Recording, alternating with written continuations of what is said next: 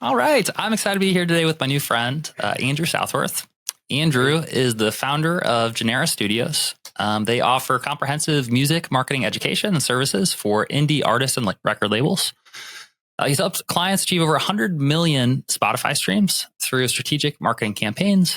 He's developed tools like music funnels and Melodist to empower artists and helping them build sustainable careers. And I'm excited to have him on the podcast today to connect a little bit on the current landscape of the music industry, especially for indie artists. What are some of the best tactics and strategies that actually allow artists to connect with their fans and build their communities in a way that also they have more of a relationship or more of an authentic connection with their fans, and they don't have to rely as much on a record label. So, Andrew, it's great to have you on the podcast. Also, this is our second time connecting. He's a new father, and I think I mentioned before, Andrew. Like, I feel like I've seen you around. I've had a lot of folks who have mentioned you, and I'm like, it's kind of surprising that we hadn't connected until we did. But immediately when we first met, I was like, oh, this guy's awesome. Like, I'm glad that we finally had a chance to connect, and it's great to have you on the podcast today. Yeah, absolutely, man. Glad to be here. Also, it's been, I've seen you around for several years now, and same thing. It's shocking to me that we haven't connected because we kind of instantly clicked, and also we have a lot of overlap in terms of what we talk about, right? Like, some people are all about, some people are very against like ads or something, and some people are very for ads, and that's kind of both of the camps that we're in. And then some people are all about just social media and streaming. And some people are only about the other side of things. And I think we're both kind of the both camp side of that as well. But we can get into that as we go throughout. But yeah, man. I think you're right. I think you're right. I think the one part that I resonate with from what I've seen from you is sort of like the analytic, like geeky. Hopefully you don't mind me saying that because I'm a total geek. Same, but I went to school for engineering, so I'm a total nerd. So awesome. And I think that one thing that it seems like you have like a real specialty in, that's not something that is really a strong suit for me or something that we focus on as much, is around streaming and using these tools to actually increase your Spotify numbers and increase your metrics, which is an important part of the music industry. When a lot of record labels and a lot of venues and different places, they look at your streaming metrics, and it's an important way to connect with your music. So maybe to start with, could you share just a little bit about your background for anyone that this is their first time meeting you? What really led you to creating your studio and creating the resources that you offer now? Yeah, man. Well, I'll give a quick backstory so we don't spend 3 hours talking about my background. But I've been making music for 19 years, since I was 12. Oh, wait, no, 21 years. Wow, I'm 33. I feel old now. But 21 years, and I'm 33 too, by the way. Whoa! Oh, yeah, exact same age. Yeah, so I'm 33. So I've been doing music for a long time, and I've been doing YouTube since maybe 2008. Originally, I was doing just for fun metal vocal lessons because I'm to scream and do vocals in metal bands and stuff like that. And that's how I initially kind of grew my channel. It was very casual, but then in some time around like maybe 2017, I started taking it more seriously about doing music production content instead. Eventually, I started trying to promote my music. I graduated college in 2016 and then got my master's in 2018. So I felt like I had all this free time open up, which sounds kind of silly because I was working full time, but I went from working full time, going to grad school at night, to just working full time. Well, let's just basically fill that time with music, try to make music, promote it, see what happens. And then I just started sharing what I was trying, the failures and the wins, on the internet, and people seemed to dig it. And so I just kept testing more stuff and trying more stuff. And then people started asking for different things like, hey, do you have like a course? And I was like, I could probably make a course. Can I buy an hour of your time? I could probably hop in a Zoom call. Can I hire you to run my ads? I could probably do that. And then so over the years, I just started adding these things that people wanted. And as far as the studio goes, that was also kind of a organic, casual thing that's built over the last 21 years of making music, right? It's people are like, how do you afford all that music stuff? And it's like, well, 21 years, right? It's like you buy like little pieces every year. Next thing you know, you have a studio with so much music gear, you don't even know what to do with it. So everything was kind of just on the fly. Nothing was planned. As much as I would like to say that I had some master plan, building my YouTube channel and my business and all that stuff, it was very much just kind of share stuff, talk about it, people asking me for things, and then just kind of figuring it out as I go. Awesome. That definitely makes sense. And it sounds like what your compass kind of was something I hear from pretty much every successful person that I know who's kind of built something fulfilling or meaningful, or that's providing value, has a similar mindset, which is like, how can I serve people, or how can I just like help? How can I help? And so It sounds like you had a compass for what people needed help with, or what they were asking you for. And so that started with you sharing what was working for you and the discovery you're on. You're like, oh, like I need help with this. And you're like, I guess I could help with that. And then like, I need help with this. You're like, well, okay, like if I could help with that. Yeah. It is interesting how, just that focus on providing value and kind of answering the needs of, I don't know, like just kind of like a businessy way of saying that, like the needs of the market. It seems like a powerful compass. Yeah, for sure. I mean, it's there's a lot of different ways to look at it, but originally everything I was doing was just for myself, right? And so I was like trying to help myself. And then since I've always just been the type of person that likes making YouTube videos and sharing stuff online, I kind of always felt like I just enjoy teaching stuff. And so anytime I learn something, I kind of just make content about it. And in some ways that kind of helps me learn it better, but that also, I don't know, there's something like some itch it scratches. And then you have people like commenting and kind of pushing back on certain things you're doing. And they're like, oh, maybe I should try this, right? This person said this, maybe I should try that. And it's worked well, and it's never felt like I had to really try to come up with some big plan or anything. It's kind of just been like, I mean, obviously there's planning and there's things that happen right behind the scenes now, but like, everything's felt very organic, and I've been very like happy that I haven't had to make it this big businessy vibe, Mm-hmm. Awesome. So having built a successful YouTube channel and having worked with a lot of artists now, both like for yourself and for the artists that you run ads for, I'm curious what, at the time of recording this, you kind of see as the biggest challenges that artists are struggling when they first come to you, that you've been able to help them with. Yeah, the number one is definitely that they make great music. They're releasing it regularly. Maybe they're even making great content, but they're just not getting anyone to listen to it. Sometimes they're even having success on social media, but nothing's translating to anything else, whether that's streaming or touring or merch or Patreon, etc. They're just feeling kind of stuck. And sometimes it's partially their fault, right? Sometimes there is something inherently wrong that they're doing. Sometimes their music isn't ready or whatever. But a lot of the times, by the time someone gets to me, they usually have pretty great music. They usually have tried a bunch of things, and they're just wanting help. And sometimes that is, well, a lot of the times when people come to me, just because kind of what I'm known for, it's, how can I run ads to help this whole process that I'm running? And sometimes they've tried it already and they've had no results. And so they're either looking for me to help them learn how to do it themselves, or they're looking to just get it off their plate because they hate doing it, whatever reason, right? Like running ads aren't for everyone. Marketing's not for everyone. That's why labels exist. That's why managers exist. So definitely that's the most common reasons. Like nothing's working, and or they never know how to do it in the first place, or they're looking to just not have to handle it themselves. Got it. Yeah. So usually they're at a point where, they have this music they've invested a lot of time and energy into, and now like the music isn't necessarily the biggest problem anymore, but just like knowing how to promote it and get it in front of the right people. Yeah. I'm curious when it comes to ads, like we mentioned at the beginning, I feel like we have a lot in common in terms of like our appreciation and love for the tools that are available. I'm curious what like your favorite part is about ads versus, obviously there's a lot of different ways that people can generate traffic, but what is it about ads that makes you think that this is something that at least is one of the tools that artists should have in their arsenal? Yeah. Yeah. That's a key part. It's definitely one of the tools everyone should have. Like it should never be the case where you make music and you just run ads. That pretty much never works, right? if people come into your world and you're not posting on social media, they're not really going to stick around your social media. So social media is going to die, and that's going to hurt everything else you do.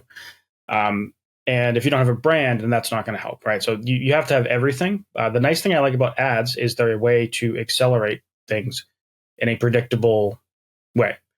You can't guarantee that you're going to go viral on social media. You can't guarantee that you're going to really do anything with social media. Like you could, I've seen people post videos every single day and never get 1,000 monthly listeners, and they do it for like a year straight. And sometimes, again, that's partially their fault. The content's not that good, and they never went through the trials and tribulations to figure it out. But the nice thing about ads is that it is predictable. You can spend a little bit of money, get a little bit of results, and kind of see what's working, what's not. And you can test different parameters, test different audiences, test different videos, and just get numbers that tell you like what's doing better and what's not. And social media gives you some numbers about what's doing better and what's not in some ways. But it's all so much more neatly laid out and trackable inside of something like Facebook ads. Let's say streaming specifically. Let's say you're testing 5 different audiences and you have 4 different videos in each audience that you're testing. You have lip sync videos of different parts of the song that you're testing. You can pretty clearly see, this is the cost per conversion for this video, for this audience, for that video, for this audience. And it kind of gives you information on how to proceed forward. You can break that down by age, you can break that down by gender, break it down by country and placement and a million other variables. And then you kind of see like, okay, I'm spending $5 a day and I'm getting this. Well, that's going pretty good. I'm pretty happy with that. And I could afford to do more. So my next release that's coming out, maybe I'm going to allocate $1,000 to promoting it. And then maybe it does really well. And then you get this growth. And then now you have this, maybe you started at 0 and you have 10,000 monthly listeners. And now that can open up the door for a lot of things. For some people, it's just keep releasing music and that's that. For some people, it's let's try to hit up some other bands and do some collabs. Let's try to hit up some other bands and get an opening slot. Let's try to contact some venues and see if we can play. Because if you hit up a venue and show them your Spotify with 32 monthly listeners, like there are some venues that will just take it by your show history. Well, your show history pretty much always matters. Like if you can show you've sold out something, like that's king. But if you have no show history, that can be like your ticket into actually getting opportunities. Or maybe all your show opportunities that you've had in the past have been like insignificant compared to what you're trying to get now. It's hard for people to take you seriously if you have like 17 or 32 or even 500 monthly listeners. As unfortunate that might be, because I'm sure you know that a Spotify streamer isn't necessarily a show comer or a merch buyer or whatever. So it can be a little industry. I call some of that stuff like industry bullshit. But the reality is that industry bullshit exists. So even if you don't care about the streaming per se, it can help you out with other aspects of your music career in a predictable manner that you control the spend and you control the variables. That 100% makes sense. And it sounds like what you're saying is that, these tools help you accelerate your path. You could post every day for a year and you may or may not, have attraction from that. With ads, you actually can see scientifically, what's working, what's not. You can get real variables, kind of know and learn a lot more quickly. And one of the best parts about, having this type of strategy is it does help you get an initial foundation on, platforms like Spotify, where the truth is, even if not every Spotify stream is equal, people pay attention to Spotify stream. It's one of the fastest ways to have an idea of how big an artist is. And that helps when getting opportunities like booking shows.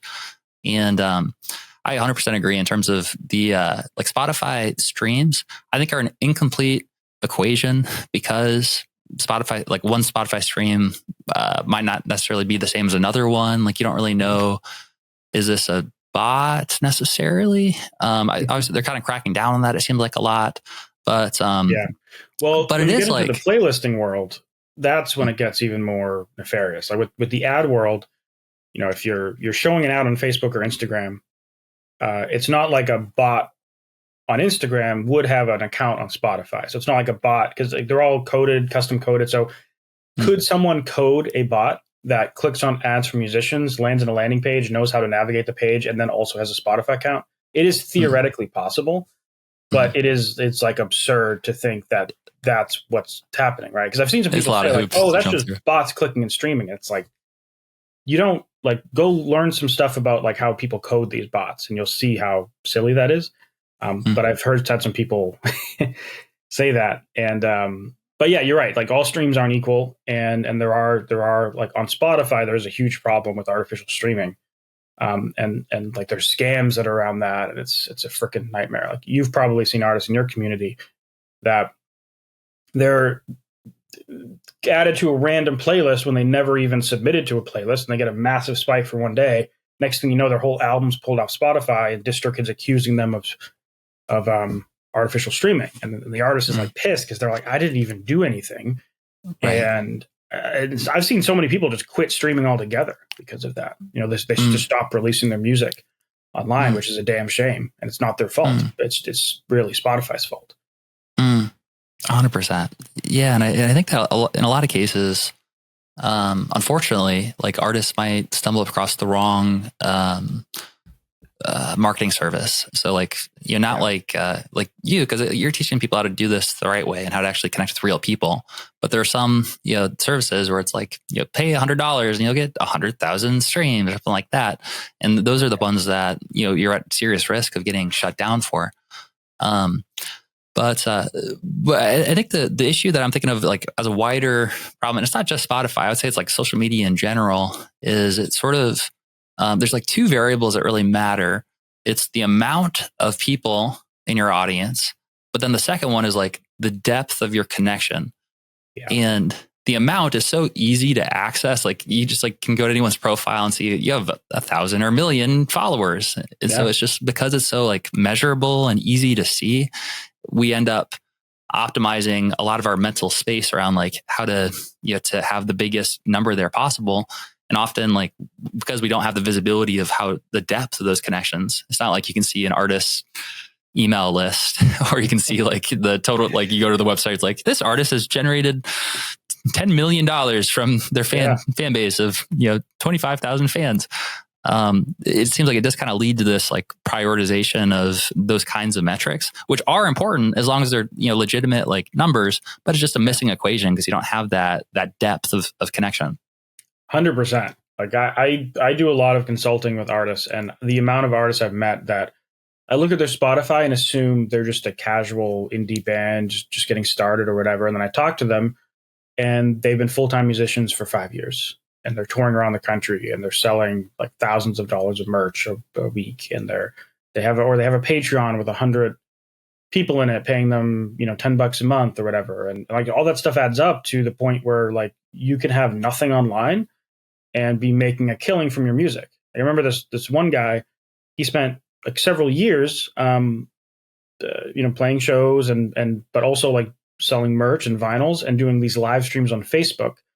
And what he ended up like being a full-time musician off that. He had almost no streaming, but like he would do a live stream every week on Facebook and sell vinyls and make a killing every single time he did one of those streams on Facebook. Like not even a very good organic social media platform, but because of his genre and the type of community that he had, it was actually a perfect fit.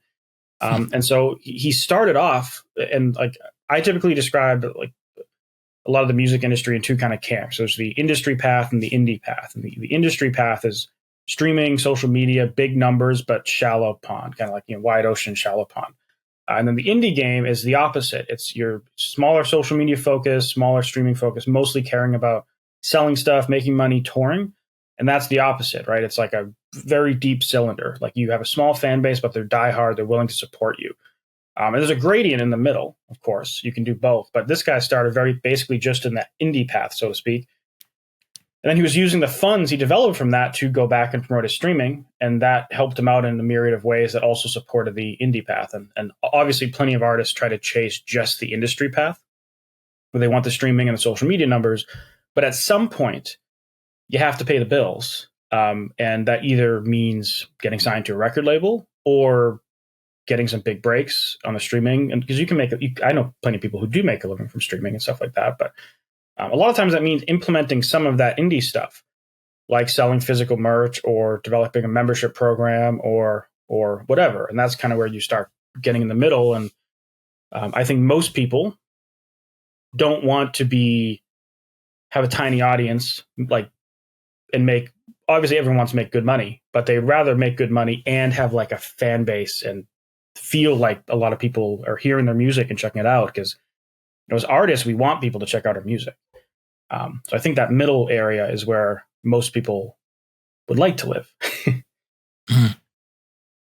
Absolutely. Yeah, I think anyone that tries to pretend like they don't care at all about the quote unquote vanity metrics feels like there's usually a little bit of like it's all of us is almost like it's human, like, it's just part of part of being recognized, and for many of us, like becoming a musician, like it's because we had this like need to be recognized and to be seen and be appreciated and heard. So it does, it feels good. Like it's literally a scientific like dopamine release that happens if we make a post and a bunch of people like it, and it's, and people have gotten value in it. It's like, it feels good. So it seems like what you're saying is that, like that's okay to prioritize that, but you can have both. And you don't want to necessarily have one without the other, but you want to have the ability to grow and reach more people, but also make sure that you're maintaining a authentic relationship with those people.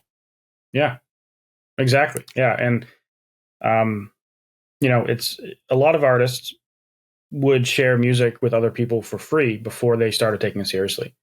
Right. And that's because they love that feeling of having other people listening and enjoying their music.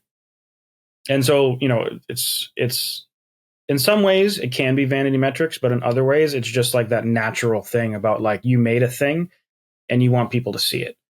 And sometimes that means doing,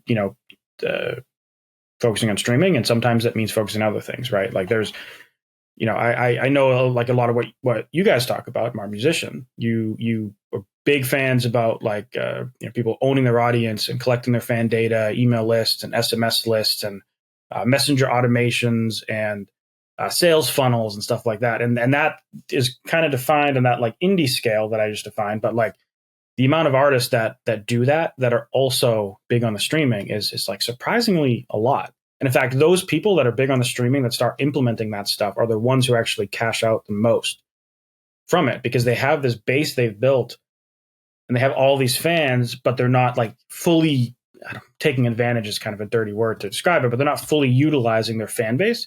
And then so they start setting up like some mini chat automations, or they start setting up an email list and a SMS list, and they start making some sales funnels, and like immediately they're going from broke artist with 100,000 monthly listeners to financially viable artist with 100,000 monthly listeners, right? Yeah. Yeah, absolutely. I mean, it really does kind of come down to those two numbers, doesn't it? It's sort of like the reach or the amount multiplied by the depth of the connection. So if you have like a big audience, if you kind of built that community, but you haven't been going deep with them, and then you just introduce that, then like now you start to multiply the actual value per person that's in there. Yeah. I'm curious to hear, as I feel like this is one of your genius zones around like focusing on that part of reaching people, getting the music heard, and growing, some things that do matter in the music industry, like that, growing your monthly listeners, growing your Spotify streams. I'd love to hear what you found working best right now as it relates to helping artists use these tools to grow those numbers. Mm-hmm. And then after, I'd also love to hear what you found working best to sort of bridge the gap as well, to help them, both have that and to be building the email list and connecting with those.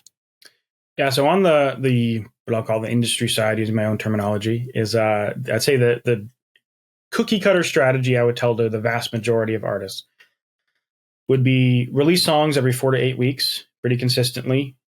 Every year or two, when you have enough tracks, you can bundle them up and release them in albums and stuff like that. So you're still releasing albums and all that, but you're mostly focusing on singles. If you have a 12-song record, that might end up having 9 singles or 10 singles, or it could have 11 singles technically. And that's a lot of artists would do that.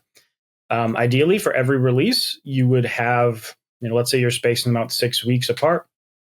You would have at least like 10 pieces of social media content per release, but ideally 20, 30, 40 right? And that just comes to the equation of how much time you have or how many resources you have to outsource and stuff like that.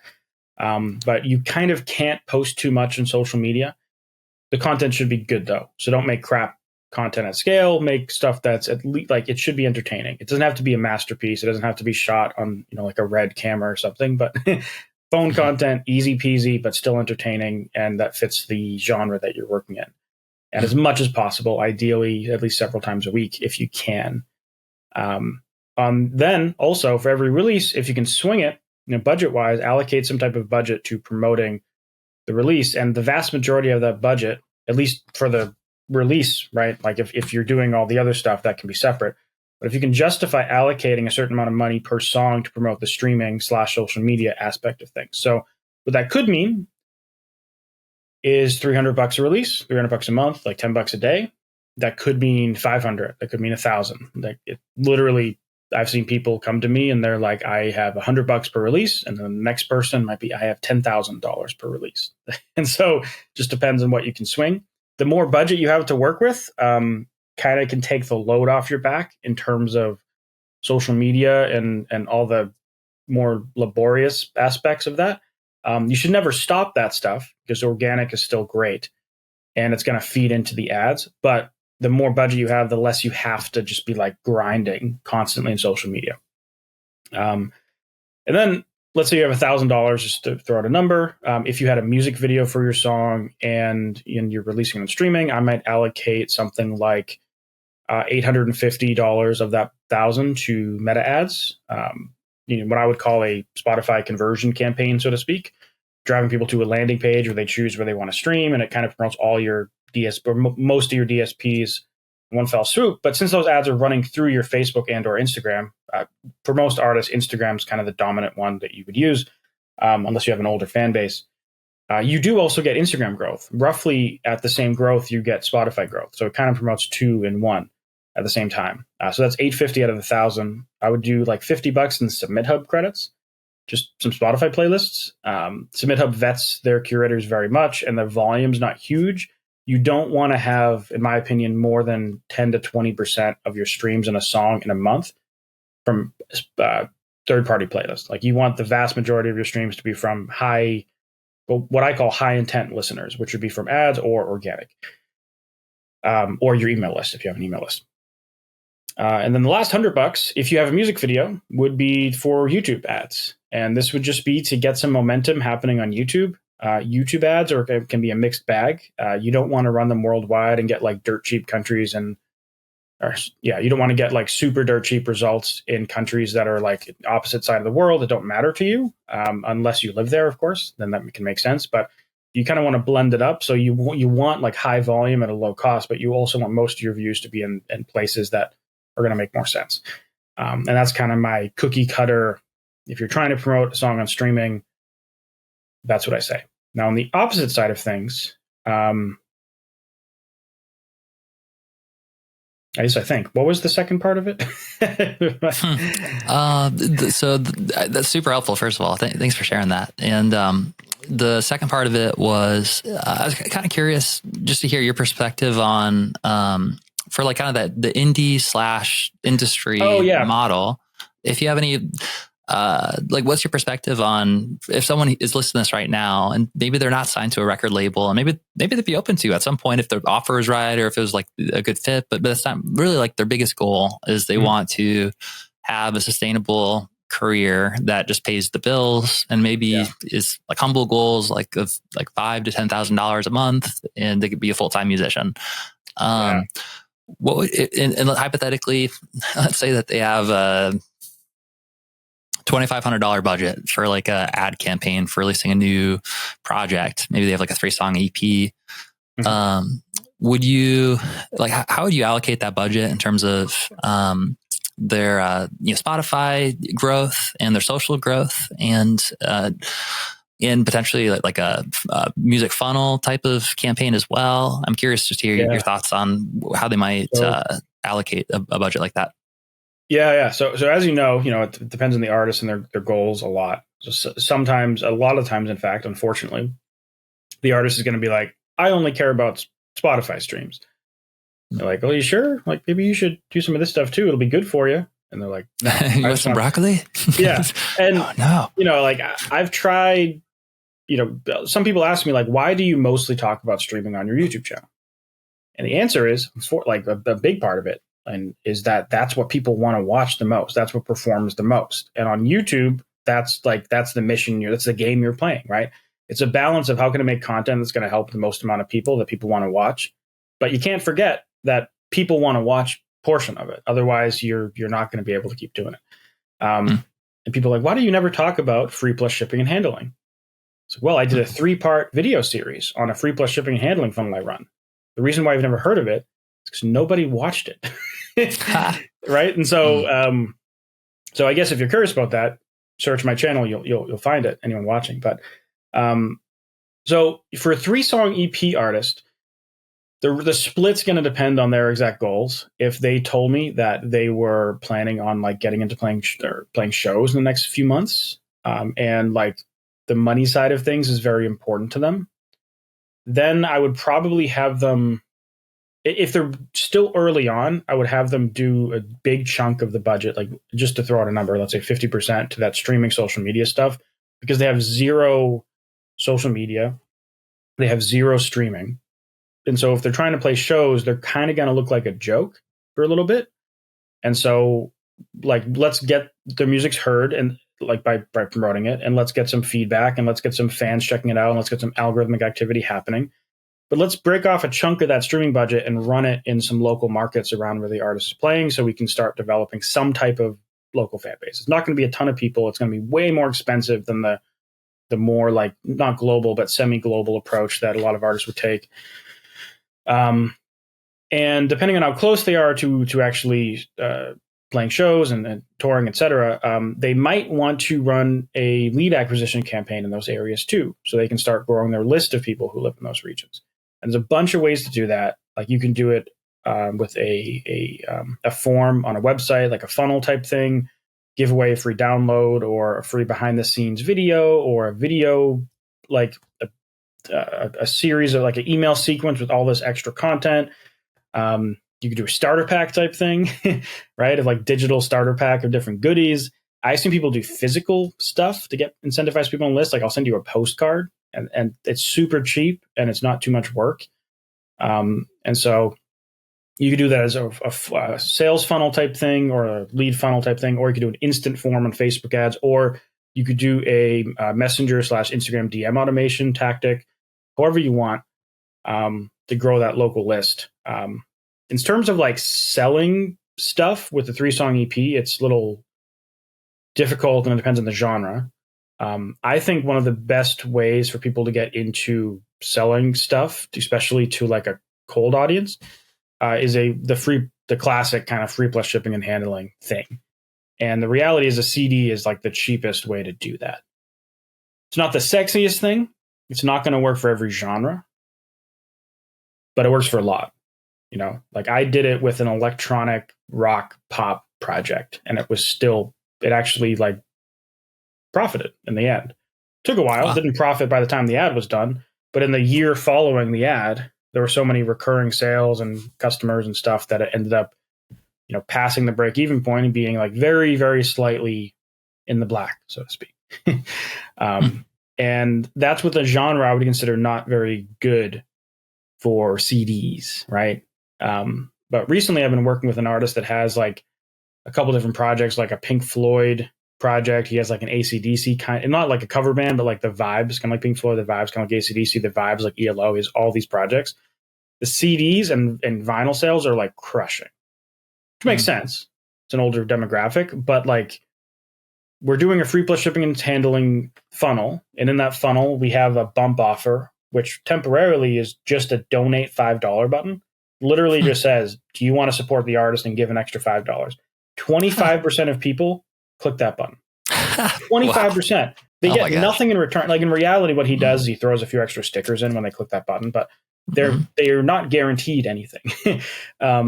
So then after that, we have, depending on the funnel, we have like a vinyl bundle, and one of them, the other one's just one vinyl, another one is a 3 CD bundle. And each product is a different take rate, but like the vinyls, we have like a 2 vinyl bundle for $40. So it's $20 a vinyl. And the other one, we have a vinyl for $25. The $25 vinyl by itself selling horribly, but the vinyl bundle, 2 vinyls for 40 is selling, I think it's like 15-20% of people are taking it. And so you can imagine like anyone that just takes the CD, you're losing money, right? Because you might be technically breaking even when you look at like the shipping you're charging with the cost of the CD and the shipping you're paying. But then with the cost of the ad, it's like you're in the red. Add that $5 bump, and it's like, okay, we're almost kind of breaking even. But that if someone gets that vinyl, massively positive. So overall, the kind of goal is like, do we have enough in the right products in the sequence funnel that on average, once people get through the whole thing, like let's say 100 people go through it, that we are going to be break even or positive. Because even if you're a little bit less than break even, you're growing this email list, this contact list that you can sell to and market to in the future. The example guy I'm giving you, like he has a huge collection of music that he's just been making. I don't know how he ended up with so much music without doing anything about it, but that's the reality of what he is. So for us, it's like, we're losing money on this one, but like we have 7 more records for this particular project. And so like every single one of those records, we can send an email. I forget if we're collecting phone numbers too, but we have all this data and contact information. It's going to be profitable. So going back to the 3-song EP case, I don't think I would focus on, especially if you're starting from scratch, I wouldn't focus on anything to sell at that upfront point. I would focus on gaining like a list of people you can contact. And then when you get to the point where you have a full album, you could either try a free plus shipping and handling funnel if you want. You could do CD vinyl. If your genre doesn't play well with that, like if you're doing hip hop, I have some people do like USB keys. And one way to do that too is, let's say you actually another guy I'm talking to is doing this. He has a 20-song album done, and we're going to release every song every 4 to 8 weeks. But starting from song 1, you can go on his website and buy the full CD, digital download, USB key, etc. So it's like each single, it's like, do you want to wait 2 years for this album to come out? No? Okay, go buy it. Cool, right? We get a little thumbs up from Apple there. So there's a bunch of different ways to do it. Depends on every case, but those are the things I would consider when thinking, how can I start to develop an actual deep fan base of people that love me? And actually, membership platforms are a fantastic way. Like if you see like the people that do Patreon, and you're like, I could make behind the scenes content. I could engage with a fan base, do a live stream every week. One of the artists I work with makes $15,000 a month on Patreon. They crush it. And they only do they do a live stream every Sunday for like 30 minutes, and they post like their music videos early. They post songs a couple weeks early, and they give them discount codes. And it doesn't require more than maybe like an hour a week of their time, and they make $15,000 a month. So it didn't happen overnight, but those are some example paths that you can take if like you're trying to get into like actually making money in music. Awesome. So what I'm hearing you say is, and by the way, Andrew, just like a week ago, we just launched a software as a service called Street Team. This is our first like software as a service that isn't like a white labeled service, but one that we built. But it's sort of meant to fill. Here's my like elevator pitch for it. It's like if Patreon and Discord and Facebook groups had a baby, but instead of Mark Zuckerberg owning your baby, like the artist owns their baby. They own their fan data, so they can build journeys, and it's sort of like a CRM platform meets social media. So I just want to give a quick throw out, because I know last time we talked, that it didn't even exist yet, so it's kind of new. But for anyone that's listening to this right now, they should definitely check out Street Team as well, as it relates to what you're describing of building a membership or building a community that they own. Hearing you describe it, like I can already start thinking of ways I would like try to get fans into an ecosystem like that, and either use it to promote stuff or make money from stuff. And so I haven't even checked it out, yeah, but just man. hearing you describe it, it's like, oh, you could do this, you could do this, you could do this. So we should definitely sync up. I'm sure we'll have a chance to when you interview me on your podcast, which although also everyone that's listening to this right now, you should go check out Andrew's podcast, and we're doing a podcast swap as well. So if you want to listen to that as well, then you'll have an opportunity. But we should definitely connect on that. And what I'm hearing you say in terms of like the wider strategy is that often with streaming and with Spotify, one of the biggest, one of the most valuable things you get is this audience that you start to build, and it is a bit like a snowball going down the hill. And it might take some time for the snowball to start to like build, but as it builds, it starts building momentum. And, some people are able to get to a point where they have $15,000 a month, income that's coming in from a membership group. And often with as you grow your community and you grow and you get more monthly listeners, that opens up opportunities for touring and playing live shows, monetizing in those ways. If you have like kind of a short term, like you want to generate revenue with a campaign, a few ways to do that are by having offers on the front end, like a free plus shipping offer with a CD, so that if you do it well, then that might be a faster way to recoup some of the initial ad spend. But often, that there is as you build your community, as the rain starts to fall and you capture it in your rain catcher, that grows over time. And so if you have 7 albums worth, then it does continue, like that snowball gets bigger and bigger as you continue to grow. But it does take consistency and continuing to show up and put music out. 100%.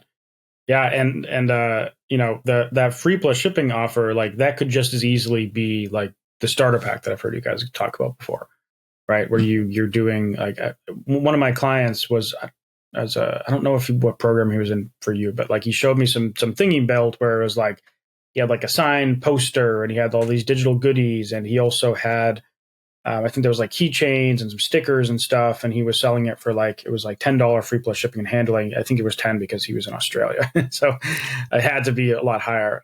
But, and then he had a funnel in the back end where he was selling, I think CDs, vinyls. I think he was an author too. So he had this book that went along with the music. But anyways, like that funnel worked for him too, right? So it's just a matter of like, what products do you think make sense for you? One thing I've heard you talk about is like the selling private parties for like a couple $1,000. And I see some people talk about that and they're like, fuck yeah. I don't know if I'm allowed to swear, but fuck yeah. That's awesome. I would love to do that. And then I see other people where they're like, there's no way in hell. Like, that's not me. I'm not doing that. Or like, I don't want to hop on Zoom calls with people. Other people like, hell yeah, I'll hop on Zoom calls with people. So in my opinion, it's all a matter of like, you got to look at like all the different things that you could do and then think about like, what's the most you? Like some people look at social media. Nope. Look at shipping out CDs and stuff. Nope. And they would love to tour. And other people, they have no interest in touring. So it's like, there's a lot of ways to skin the cat of being a music artist, or just being a music industry person.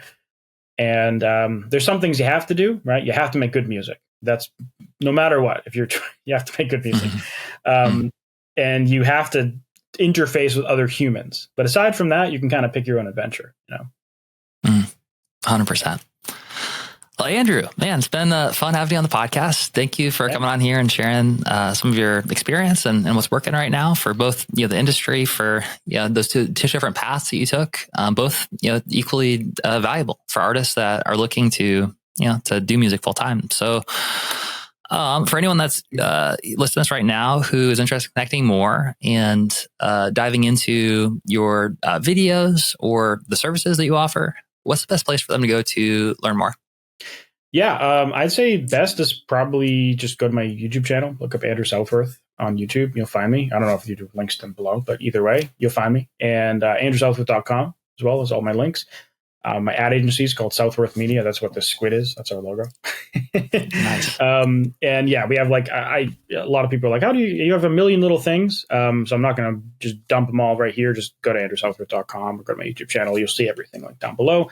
But the nice thing about YouTube, nice thing about website is it's free. So you can see if you like what I have to say, what you can learn from me for free, and then see if any of my products or services make sense for you. And if not, I'd still love to have you hang out. Awesome. Well, like always, we'll put the links in the show notes for easy access. And Andrew, it's been too long. Glad to have you on the podcast. I appreciate you taking the time. Heck yeah, man. Thanks for having me.